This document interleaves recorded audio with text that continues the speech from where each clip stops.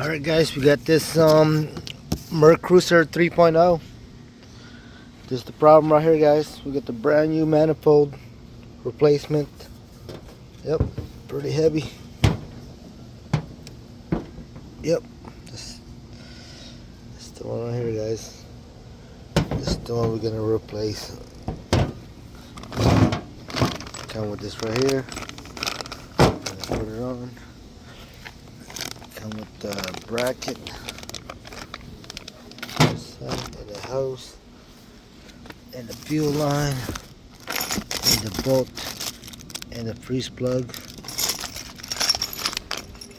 Yep. It's all there guys.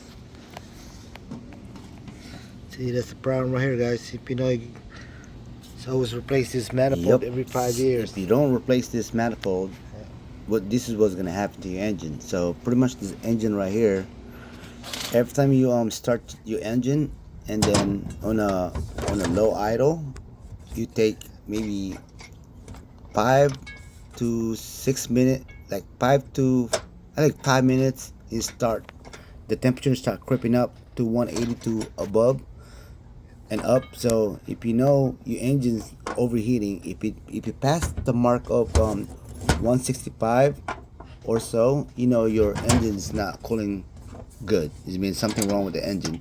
But if you're trying to put some little bit RPM, hoping your water pump will push all that cooling fluid to cool down your engine, and it's still overheating, you know there's something in your engine, like there's a clogged up or there's a blockage somewhere in your cooling port, because you need that cooling port to go around your engine. If you don't do that, this is what's gonna happen. It's gonna overheat your engine, and then when your engine overheated, your water and oil is gonna mix together, and then next thing you know, you're gonna have a blown head gasket. If you got a blown head gasket, you're gonna cost you more money to repair the engine.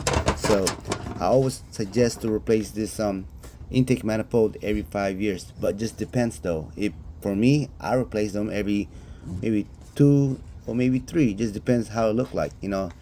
I always, every time I want to go to winterize it, and then after winterizing it also, I always look at the rising, the elbow rising. Make sure you open that up every year, just to see what's the condition in your cooling port. If those cooling port get clogged up, next thing you know, you're gonna forget that there's blockage there, and the next thing you know, you putting a lot of stress on your engine. Also, it's gonna damage your engine internally. So I highly suggest to always look at that elbow rising every other year. And a lot of people winterize the engine in the winter, and then they never actually look at the rising elbow cooling port, and they just do the rest, like changing like fuel, winterize fuel, carburetor, spark plug, and then piston, the cylinder and the piston, all that stuff. And winterizing like that is always good, but don't forget to winterize your elbow rising and the port, because if you don't winterize it, that thing is gonna get clogged up and the rust is gonna get build up in there.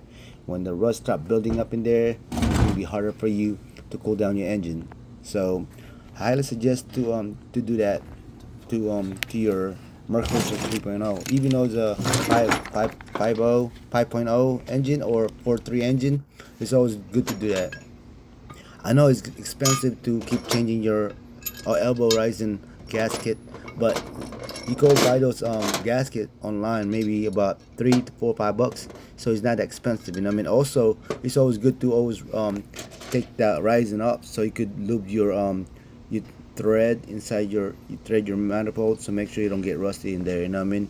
If you found that it's getting clogged up, trying to clean it the best you can, so you could save your manifold, because the manifold right here is pretty quite expensive, because this manifold is built in one piece with the exhaust manifold and also intake manifold and combined as one unit. So, and also they're pretty heavy. Make sure you got some little strength, little power to carry this manifold. This is about like 20 to 25 pounds, I believe, or so, or ask somebody to help you out to carry it. So I installed this manifold on my 3.0 MerCruiser and never had no problem.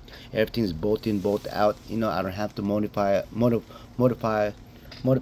anything to make it fit, because some of the manifold you have to do a little bit of adjustment to make it fit. So if you find this video interesting and help your project, don't forget to like and subscribe and follow me more. If you have any question about the parts or anything about fixing things, I'm possible help you on those stuff. So don't forget to give me a thumbs up, guys. So I hope this video help you guys, man. So don't get stuck out there in the water now, because this is what happened if you don't look at take care of your engine, guys. All right, thank you for watching. See you again in my next video, guys.